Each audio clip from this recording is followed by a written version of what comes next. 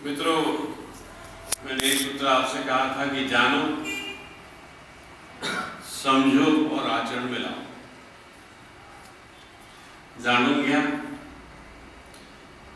समजून घेण्याचा प्रयत्न करा आणि आचरणात आणा। क्या जानना है आपको? ढेर सारी मनोवैज्ञानिक जानकारी है जो आपके लिए बिल्कुल नहीं है, लेकिन उसके ग्रहण करने में एक बाधा मैंने आपको बताई कि आपके दिमाग में, मस्तिष्क में, आपके मन में पहले से बहुत सारे भ्रम हैं और आपका अहंकार उन भ्रमों को लेके बैठा हुआ है। इसलिए मैंने कहा था कि दुर्भावनाओं को आप निकाल के फेंक दीजिए। मैं सब कुछ जानता हूं, मुझे पता है, मुझे सिखाने की आवश्यकता नहीं है, मैं अपने हिसाब से जीऊंगा, आप कौन होते हो कहने वाले। इस प्रकार के भाव जो आपके भीतर जो हैं, उनको आप थोड़े समय के लिए स्थगित कीजिए, तो ये जो नई मनोवैज्ञानिक जानकारी है वो आपको ग्रहण करने में आसानी होगी और उसका जीवन भर लाभ होगा। केवल थोड़े समय के लिए मैं बात नहीं कर रहा हूं। जो जानकारी मैं आपको दूंगा यहां पर, वो जानकारी मैं दावे के साथ कहता हूं कि आपको जीवन भर काम में आएगी। पहली बात करते हैं हम नशाखोरी की। लोग नशाखोरी को बुरी आदत कहते हैं, बुरी आदत है, फिर उपदेश करते हैं आपको छोड़ने के लिए।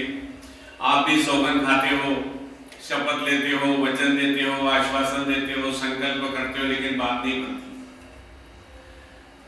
तो नशाखोरी केवल बुरी आदत नहीं है। फिर कुछ लोग ये समझते हैं कि साहब जीवन में दुख है, दर्द है, परेशानी है, तनाव है। खासकर जो हमारे नौजवान लोग हैं, उनका दिल बार बार टूटता है दिन में। बोले दिल के टुकड़े हुए हजार, कुछ इधर गिरे कुछ उधर गिरे। तो फिल्मों में इसके बारे में बहुत सारी चीजें आती है हमारे सामने, देवदास वाली कि साहब उसका दिल टूट चुका है तो वो गम बनाने के लिए पी रहा है। आपने गीत भी बहुत सारे सुने होंगे। वो कहता है कि कौन गम पीने के लिए पीता है, हम तो पीते हैं गम बनाने के लिए, पिएंगे नहीं तो जिएंगे कैसे।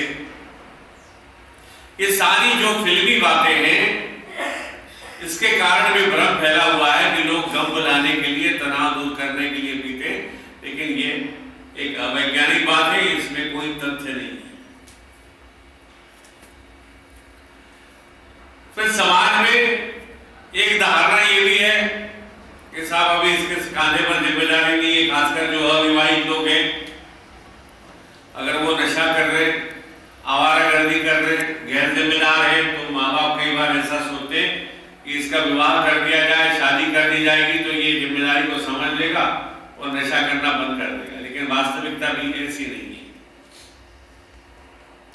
इसलिए ये आप समझने का प्रयास करें कि नशा करना, शराब पीना ना केवल एक बुरी आदत है, ना ये दुख को तनाव बुलाने का मार्ग है, ना और कोई दूसरी चीज है, बल्कि मेडिकल साइंस ये कहता है, विज्ञान ये कहता है कि नशाखोरी जो है अपने आप में एक मानसिक बीमारी है, व्यक्तित्व की बीमारी है।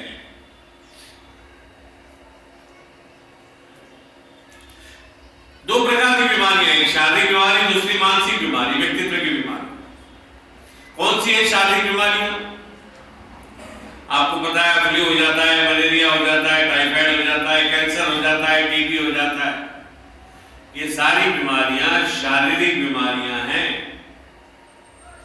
और आज चूंकि मेडिकल साइंस बहुत ज्यादा प्रगत हो चुका है, किसी भी शारीरिक बीमारी का इलाज आसान है। अगर आपके जेब में पैसा है और आप सही समय पर डॉक्टर के पास चले जाते हो, तो आज करीब करीब प्रत्येक बीमारी का इलाज होता है। लेकिन नशाखोरी शारीरिक बीमारी नहीं है, ये एक मानसिक बीमारी है, व्यक्तित्व की बीमारी है, आपके आचरण से जुड़ी हुई बीमारी है। होता क्या है? कि लंबे समय तक के नशा करने के बाद में बेहिसाब शारीरिक बीमारियां उत्पन्न हो जाती हैं। नशा करने से मनुष्य के शरीर में बेहिसाब बीमारियां उत्पन्न हो जाती हैं।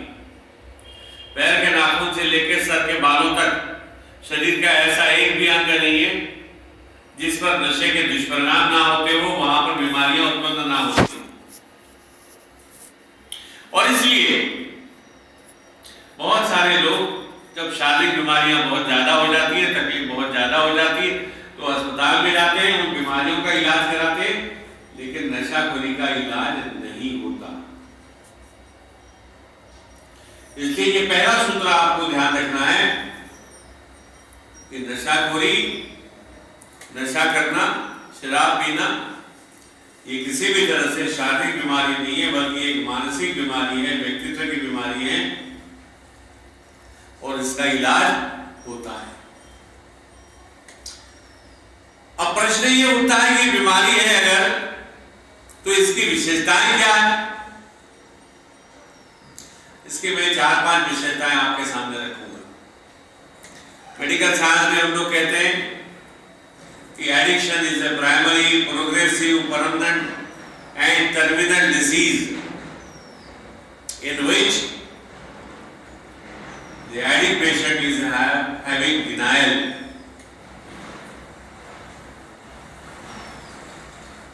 नशाखोरी एक प्राथमिक बीमारी है।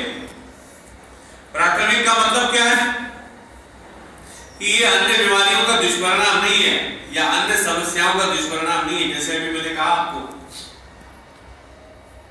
कि बोले उसको नौकरी नहीं मिल रही इसलिए वो नशा कर रहा है, उसके प्रेमिका उसको छोड़ के चले गए इसलिए प्रेमी वो नशा कर रहा है, कई बातें सुनाई देती है।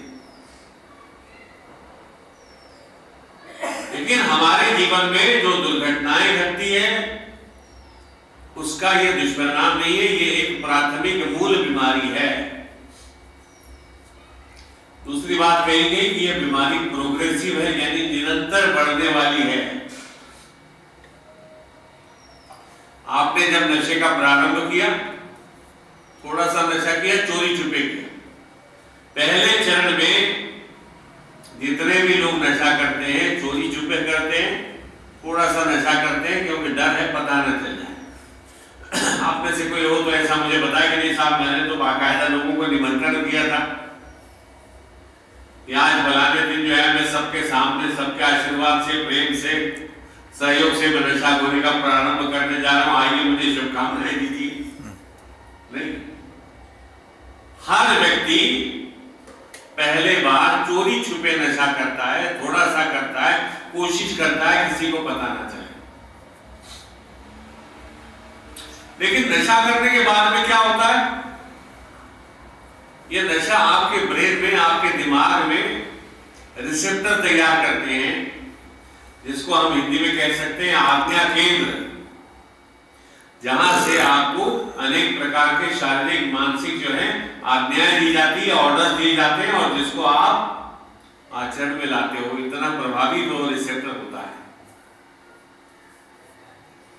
तो फिर वो बार बार मांग करेगा। पहले आप शनिचर इतवार को करते होंगे, सैटरडे संडे मुझे छुट्टी है तो पी लेते हैं, थोड़ी सी मौज मस्ती कर लेते हैं। लेकिन फिर अब एक समय ऐसा आता है कि मन रोज इंतजार करता है आदमी कि कब सैटरडे आएगा, कब मैं पीऊंगा। और फिर सैटरडे संडे छूट जाता है, फिर वो रोज करने लगता है, शाम हुई कि उसकी घंटी बजने लगती है। ऐसे करते करते ये जो नशाखोरी है निरंतर बढ़ती जाती है। और मैं आपको कई लोगों के उदाहरण दूंगा कि जो सुबह 5 बजे उठते हैं और पीने को चले जाते हैं। मेरे पास एक पेशेंट थे, वो कहते थे कि साहब सुबह हुई, दुकान खुलने से पहले मैं वहां नंबर लगा के बैठता था कि दुकान खुली और पहले मैंने शराब पी।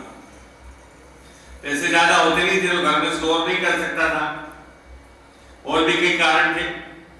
तो बोले जैसे स्कूटर है, बाइक है, वो बिना पेट्रोल के स्टार्ट नहीं होती, वैसे बिना शराब पिए मेरी दिनचर्या आरंभ नहीं होती थी। यदि शरीर में जो हमारा रक्त है उसमें का अल्कोहल का, नशे का स्तर गिरा कि बेचैनी हुई और आदमी जाकर नशा करता है। इसलिए कहा गया कि addiction is a progressive disease. नशाखोरी एक निरंतर बढ़ते जाने वाली बीमारी है, ये कम नहीं होती, पीछे नहीं आती। तीसरी बात कही कि ये परमानेंट बीमारी, addiction is a permanent disease. लेकिन इसका मतलब है हमें घबराने की कोई आवश्यकता नहीं है। डायबिटीज का उदाहरण मैं देता हूं आपको, शक्कर की बीमारी, मधुमेह। आपने देखा होगा कई लोग बैठे हुए हैं, महफिल बैठी हुई है और एक आदमी चिल्ला के ऑर्डर देता भी है 4-5 कड़क मीठी चाय बना के भेजो। 4 प्याली 5 प्याली जो है बोले बढ़िया कड़क मीठी चाय बना के भेजो। और वो लोगों में से एक आदमी जब से कहता है कि बिना शक्कर की भेजना। वो आदमी जो कह रहा है कि बिना शक्कर की चाय भेजना, वो ये कह रहा है कि मैं डायबिटिक हूं, मुझे मधुमेह है, मुझे शक्कर की बीमारी है, इसलिए मेरे चाय में शक्कर नहीं डालना। तो आप सब लोग जानते हैं शक्कर की बीमारी है, बीपी की बीमारी है, हार्ट की बीमारी है, गठिया की बीमारी है, एलर्जी की बीमारियां, ये तमाम सारी बीमारियां स्थायी है, परमानेंट है, कायम स्वरूपाची है। लेकिन हम नियमित रूप से अपना मेडिकल चेकअप करा के, औषधियों का सेवन करके, परहेज का पालन करके, हल्का सा व्यायाम करके इन बीमारियों को अपने नियंत्रण में रख सकते हैं। और आपने देखा होगा कि कई लोग, उनको डायबिटीज है लेकिन बड़े आराम से जिंदगी जीते हैं, क्योंकि वो सावधानी बरतते हैं, हमेशा जागरूक रहते हैं। वही बात यहां पर है। आप अपने मन में ये भाव बना के रखिएगा, लज्जा करने की, शर्म करने की, छुपाने की, संकोच करने की आवश्यकता नहीं। बिल्कुल टंके की चोट पे कहिए कि हाँ भैया मैं नशा पीड़ित हूं, लेकिन मैं अब व्यसन मुक्त जीवन जी रहा हूं। आपने अल्कोहलिक एनोनिमस में अगर आप कभी गए होंगे, एक की मीटिंग होती है, वहां जाके देखिएगा, वहां सब लोग नशा करने वाले लोग इकट्ठा आते, हर आदमी स्टेज पर आता है और पहले कहता है कि मेरा नाम रवि है, मैं एक शराबी हूं, मैं अपना अनुभव आपको बताने जा रहा हूं। हर व्यक्ति इसी तरह से भाषण की, संबोधन की शुरुआत करता है। वो पहला सूत्र ये सिखाया जाता है उनको कि मत छुपाइए, बिल्कुल भी मत छुपाइए। अपने मन में हमेशा ये भाव रखिए कि हाँ मैं एडिक्ट हूं, मैं नशा पीड़ित हूं। शराबी शब्द, नशेड़ी शब्द जो है शायद आपको बुरा लगता हो, बिल्कुल सही बात है। हमारे समाज में नशाखोरी को बहुत बुरी नजर से देखा जाता है, वैज्ञानिक नजर से नहीं देखा जाता। लोग कहते हैं शराबी है, बेवड़ा है, फिटाड़ है, गंजेड़ी है, भगेड़ी है। तो चूंकि लोग हमको जो है बुरी नजरों से देखते हैं, हीन भावना से देखते हैं, तो हम उसको छुपाने लगते हैं। लेकिन मैं आपसे कहूंगा मित्रों, आग्रह करूंगा कि यहां से जाने के बाद में आप बिल्कुल मत छुपाइए, कहिए कि हाँ मैं एक नशा पीड़ित हूं, लेकिन मैंने व्यसन मुक्त जीवन जीने का तरीका सीख लिया है और मैं व्यसन मुक्त जीवन जी रहा हूं। प्रतिदिन मैं व्यसन मुक्त जीवन जी रहा हूं। तो ये नशाखोरी की बीमारी परमानेंट है, स्थायी है, कायम स्वरूपाची है।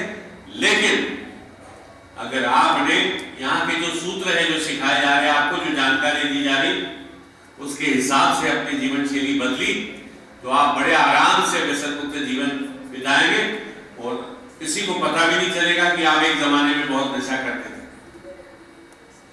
मैं कई उदाहरण दे सकता हूं। आप जानते हैं संजय दत्त को,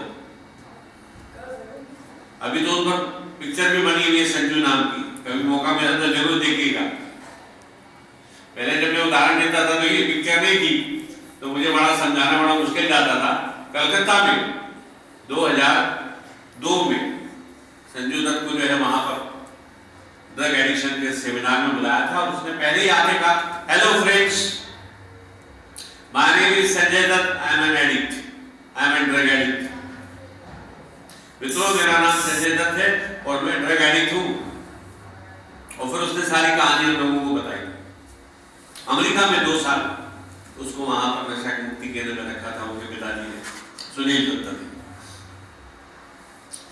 तो ये जो लज्जा है, भय है, संकोच है, हीन भावना से देखने के कारण उससे आप मुक्त हो जाइए। और जब आप मुक्त हो जाओगे तो मैं आपको कह रहा हूं कि समाज में आपको फिर से अपना स्थान मिलने में बड़ी आसानी होगी। छुपाओगे तो लोग बोलेंगे अरे हमको पता है, पीके पढ़ता था, अभी ठीक ठाक है, पता नहीं कैसे है। तो इसलिए इसके पहले कि लोग कुछ कहें आप कहें कि हाँ मैं एक नशा पीड़ित हूं, लेकिन व्यसन मुक्त कैसे जिया जा सकता है इसके गुर में सीख लिए मैंने, और मैं अब बढ़िया व्यसन मुक्त जीवन जी रहा हूं, हर कोई जी सकता है। तो चौथी इस बीमारी की विशेषता मैंने बताई, it is a terminal disease. Addiction is a terminal disease. नशाखोरी जानलेवा बीमारी है। लेकिन होता क्या है, नशे के कारण आदमी की मृत्यु होती है, लेकिन उसके डेथ सर्टिफिकेट पर वो लिखा नहीं जाता। लिखा जाता है हार्ट अटैक से मर गया, किडनी फेल हो गई मर गया, फलाना हो गया मर गया। नशे का कारण लिखा नहीं जाता, इसलिए हमको पता नहीं चलता। परंतु जैसे मैंने कहा कि केवल तंबाकू की वजह से 15 लाख लोगों की अकाल मृत्यु हिंदुस्तान में अकेले होती है, और बाकी ड्रग्स के, अल्कोहल की अगर बात करें तो वो आंकड़ा करीब 25 लाख के आसपास चला जाता है। तो कुल मिलाकर 40 लाख से अधिक लोगों की अकाल मृत्यु नशे के कारण होती है। इसलिए ये कहा जाता है कि addiction is a terminal disease. नशाखोरी एक जानलेवा बीमारी है। और अंत में मैंने कहा मित्रों कि an addict lives in denial state of mind. ये बहुत महत्वपूर्ण बात है। जो नशा पीड़ित व्यक्ति है वह अस्वीकृति की मानसिक दशा में जीता है।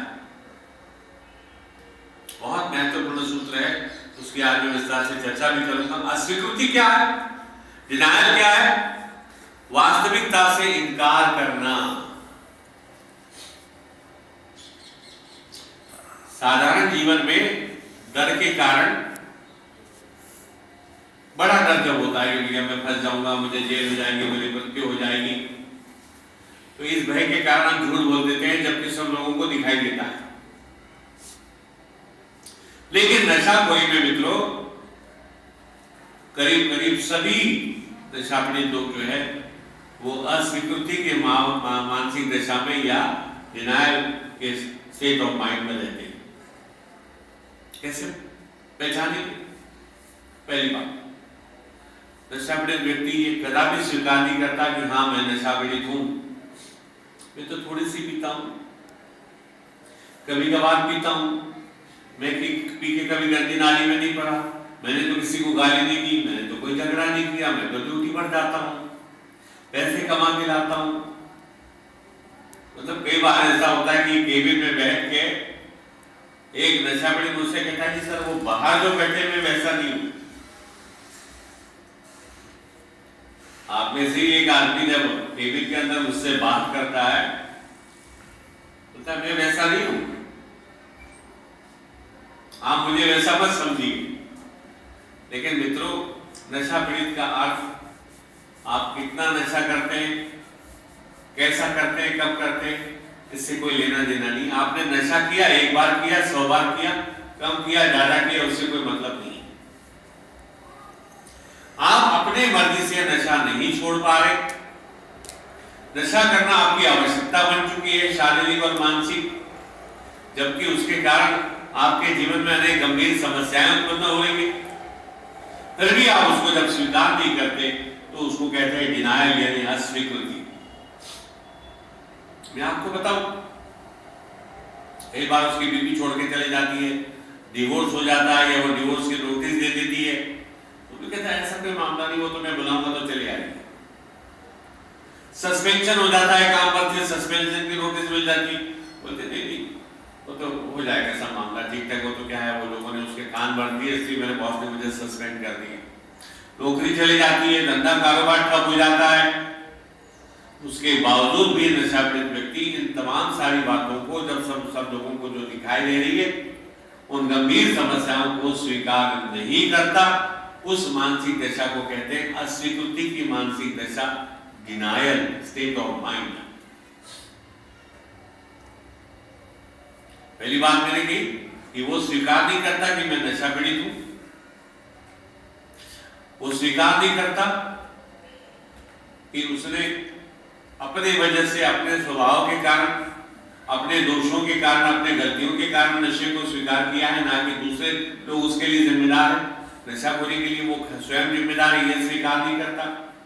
तीसरी बात, ये नहीं स्वीकार करता कि नशे के कारण उसके जीवन के प्रत्येक क्षेत्र में गंभीर समस्याएं उत्पन्न हुई है। चौथी बात, ये नहीं स्वीकार करता कि मुझे नशा मुक्ति के लिए ट्रीटमेंट की आवश्यकता है।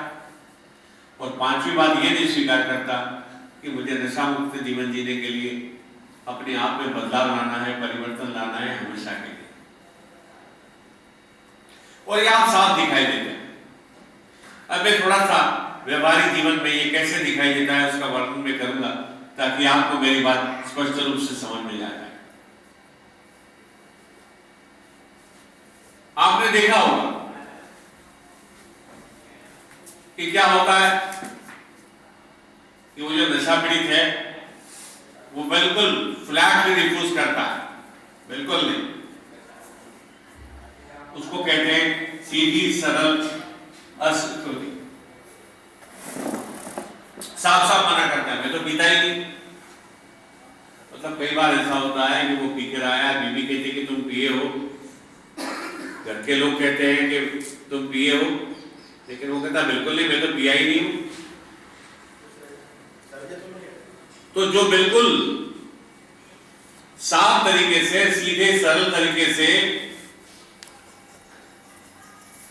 ये कहता है कि मैंने नशा नहीं किया है, मैं नशा नहीं करता हूं, तो उस स्थिति को कहते हैं सीधी सरल अस्वीकृति, सिंपल डिनायल। और आपने कई बार देखा हुआ है। दूसरा जो है उसको कहते हैं मिनिमाइजिंग डिनायल, यानी लघुकरण अस्वीकृति।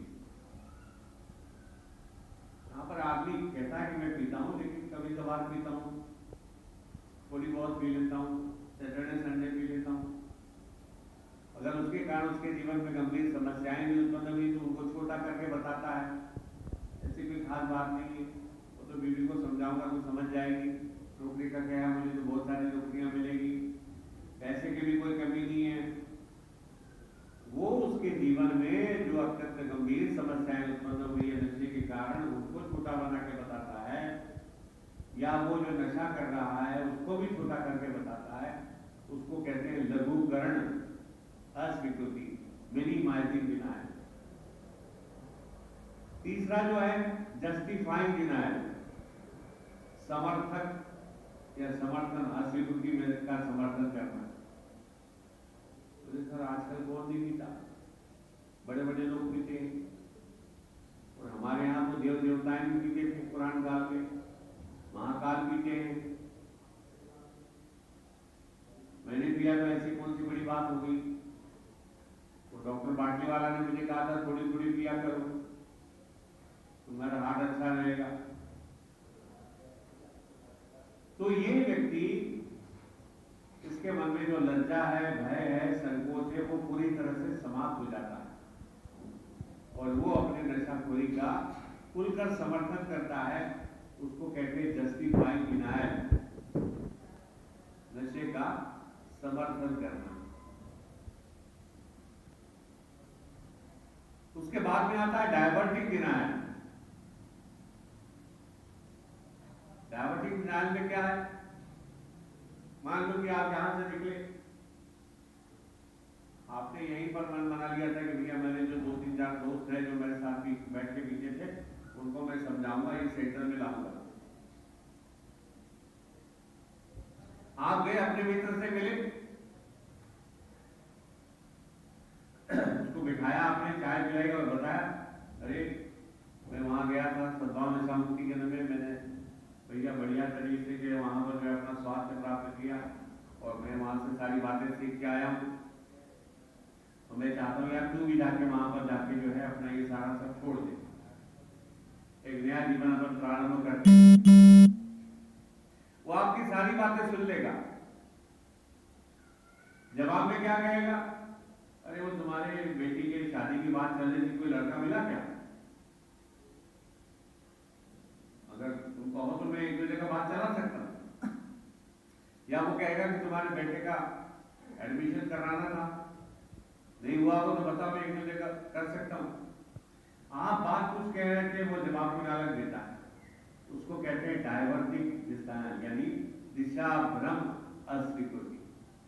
आप बात कुछ करोगे दिशा होने की, वो जवाब कुछ अलग देगा।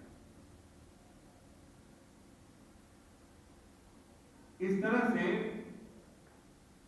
हर व्यक्ति के हिसाब से आप देखोगे कि वो हर स्थिति के अनुसार अस्वीकृति की भाव दशा में जी रहा है और उस तरह से बातें करता है। उसके आचरण से आपको साफ साफ दिखाई देगा कि वो वास्तविक आपको स्वीकार नहीं कर रहा है। अगर आप अपने पिछले बीते हुए जीवन को अगर साक्षी भाव से देखोगे, पूरी ईमानदारी के साथ देखोगे, तो आपको पता चलेगा कि आपने कई बार अस्वीकृति की मान भाव दशा का प्रयोग किया हुआ है। लोगों से जो बातचीत की है, जो आपका आचरण था, उसमें कई बार आपको अस्वीकृति की भाव दशा का प्रयोग करना पड़ा होगा। आपको साफ साफ दिखाई देगा। ये एक वैश्विक घटना है, ये कोई आपके साथ हो रही है ऐसा नहीं, पूरे हिंदुस्तान में, पूरे दुनिया में जितने भी लोग नशा पीड़ित हैं, उनके सबके साथ जो है ये घटता है। अब और एक पॉपुलर अस्वीकृति की भाव दशा है, उसका मैं वर्णन करना चाहूंगा। उसको कहते हैं ब्लेमिंग डिनायल, परदोष अस्वीकृति। यहां पर नशा पीड़ित व्यक्ति स्वीकार करता है कि मैं नशा कर रहा हूं, लेकिन वो बाद में कहेगा, अरे आपको पता नहीं मेरी बीवी कितनी परेशान करती है, मेरा जीना हराम कर रखा है, और मेरा मालिक वो मुझे घर मकान खाली करने के लिए पीछे लगा, और मेरा बॉस वो तो सोच रहा मुझे कब नौकरी से निकाले। अब मुझे बताइए, ऐसी दशा में आदमी शराब नहीं पिएगा तो क्या करेगा? वही जो मैंने आपको कहा कि गम बुलाने के लिए पीते हैं। वो कहेगा कि साहब मैं बहुत परेशान हूं, मैं बहुत तनाव में हूं, मैं बहुत दुखी हूं, लोग मुझे बहुत परेशान कर रहे, दुनिया बड़ी जालिम है, और मैं अपना गम बुलाने के लिए किसी तरह से जीवन को बिताने के लिए मैं नशा कर रहा हूं। उसको कहते हैं ब्लेमिंग डिनायल, परदोष अस्वीकृति।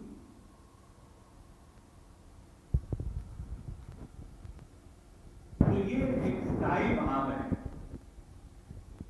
ये एक स्थायी भाव है। एक और अस्वीकृति की भाव दशा आती है, उसको कहते हैं इंटेलेक्चुअल डिनायल, बौद्धिक अस्वीकृति। कई बार थोड़े से अच्छे स्तर के लोग भी हमारे यहाँ जाते हैं, जैसे हाईली क्वालिफाइड आदमी है, डॉक्टरेट कर रखा है, पीएचडी कर रखा है, एमए कर रखा है, ऑफिसर के पद पर है, आर्थिक रूप से भी संपन्न है। कई बार ऐसे लोग आ जाते हैं। मैंने जैसे कहा, जब वो हमसे पर्सनली मिलते तो बोलते साहब बाकी जो लोग हैं वैसा मैं नहीं। वो ये दर्शाना चाहते हैं कि मैं साधारण व्यक्ति नहीं हूं, मैं सामान्य व्यक्ति नहीं हूं, मैं पीता हूं, बात अलग है। और वो बाकी आम लोगों से, जो पीने वाले लोग हैं, उनसे अपने आप को अलग रखना चाहते हैं। उसको कहते हैं इंटेलेक्चुअल डिनायल, बौद्धिक अस्वीकृति। बहुत पुरानी बात मुझे याद आ रही, एक औरंगाबाद में एक डॉक्टर थे, ईएनटी सर्जन, कान नाक घसा जिसको बोलते हैं, गला, उसके सर्जन होते हैं, उनको बोलते हैं ईएनटी सर्जन। तो ये जो डॉक्टर साहब थे, इनको विद्यार्थी दशा में पीने की थोड़ी सी आदत लगी। एमबीबीएस होते होते वो बढ़ गई, क्योंकि बुद्धिमान थे, उनको एमएस में एडमिशन मिल गया, उन्होंने एमएस भी कर लिया, शादी हो गई, अस्पताल डाल दिया। तब तक के पीने की आदत इतनी बढ़ गई कि उनके अस्पताल पर बुरा असर होने लगा। अब उनकी पत्नी भी हाईली क्वालिफाइड थी, दबंग थी, उसको पता चल गया कि साहब मेरे पति पीते हैं और हॉस्पिटल में भी पी के बैठते हैं। इसके कारण अस्पताल में लोगों ने आना बंद कर दिया। बात तो फैल जाती है, आपने सुना होगा, लोग कहते हैं कि नशा सर पर चढ़ के बोलता है। आप लाख छुपाने की कोशिश करो, नशा सर पर चढ़ के बोलता है। तो वैसा उनका हुआ। धीरे धीरे उनके सारे जो पेशेंट थे, परिचित थे, मित्र थे, बात फैली कि डॉक्टर साहब तो अस्पताल में भी पी के बैठते हैं। कोई मरीज ऐसे डॉक्टर से इलाज कराना नहीं चाहेगा। आप खुद अपने आप को पूछ लीजिए कि क्या कोई आदमी, कोई डॉक्टर पी के बैठा हुआ है, आप जाके उससे इलाज कराओगे? तो उनके पत्नी ने मन पक्का बना लिया कि भैया इनको तो नशा मुक्ति केंद्र में ले चलना है। उनको उन्होंने किसी बहाने से गाड़ी में बिठाया, ड्राइवर को पहले से सब पता रखा था। गाड़ी औरंगाबाद से निकली, सीधी सद्भाव नशा मुक्ति केंद्र जलगांव में पहुंची। अब वो आए, फंस गए, क्या करते, भाग नहीं सकते थे। तो जो हमारे रिसेप्शन पर जो हमारा काउंसलर होता है, वो उनका फॉर्म भरने लगा। बोलिए बताइए आपका नाम क्या है, उम्र कितनी है, पढ़ाई कितनी है। जैसे पढ़ाई की बात पूछी गई, वो एकदम सावधान हो गए। बोले लिखिए MBBS MSENT। लड़के ने लिख लिया। बोले मेरी पढ़ाई आपने पूछी, अब आपकी पढ़ाई बता दो। वो काउंसलर बेचारा समझ सका, बड़ा कि ऐसे के सवाल पूछ रहे। उसने कहा साहब मैंने साइकोलॉजी किया है, मैं काउंसलर का कोर्स कर चुका हूँ। तो डॉक्टर ने कहा देखो, बोले क्या दिन आ चुके हैं। मैंने 12वीं में टॉप किया, 12वीं साइंस में, फिर जाके मैं MBBS गया, वहां पर मैंने 5 साल पढ़ाई की, तब मुझे MBBS की डिग्री मिली। उसके बाद में मैंने और 2 साल किए, तब मुझे MS की डिग्री मिली। 1 साल मैंने प्रैक्टिस की, तब मुझे रजिस्ट्रेशन मिला और मैं MBBS MS ENT सर्जन बना। और आज देखो क्या दिन आया है, एक MA पढ़ाई करने वाला मुझे जो है यहाँ एडमिशन दिलवा रहा है। उनके कहने का मतलब था कि मैं इतना हाईली क्वालिफाइड हूँ कि मुझे नशा पीड़ित कहना ठीक नहीं है। खैर बाद में काउंसलिंग हुई, वो अच्छे भी हो गए, अच्छे से रहने लगे। लेकिन ये एक आम बात है कि हमको कई बार ऐसे लोगों से पाला पड़ता है कि जो क्वालिफाइड है, समाज में अच्छे पोजीशन पर है, उनका परिवार भी संभ्रांत है, और वो जब नशा मुक्ति केंद्र में आते हैं तो उनको बड़ा ऑकवर्ड लगता है और वो इंटेलेक्चुअल डिनायल का यानी बौद्धिक अस्वीकृति का प्रयोग करते हैं। मैं आपको ये सारी बातें इसलिए विस्तार से बता रहा हूं कि आप लोगों को अपने बीते हुए कल तक का जो आपका जीवन था उसमें झांकने की आवश्यकता है। बिना लज्जा, बिना भय संकोच के आप अपना पिछला भूतकाल याद कीजिए ईमानदारी के साथ।